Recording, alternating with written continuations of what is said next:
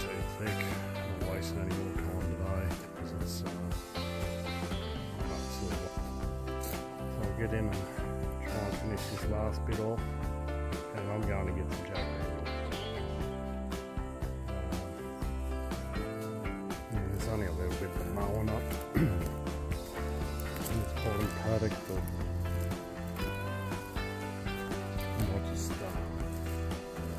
big fence lines. Might just hit it with the snipper. So I might just tidy that up tomorrow or something. Finish off the rest of the inside of that fence line. Yeah. Fucking council, we pay $50 for $100 a year for fucking rates, and they don't even come and do the sides of the road. Maybe once a year we get it.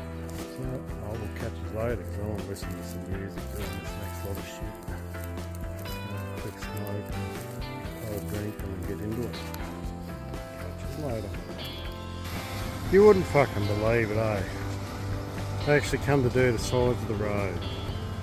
I haven't seen these fuckers in about 6 fucking months, probably longer. And they finally turn up the day I'm doing all this fucking shit. Typical fucking Gladstone Council, you bunch of cunts.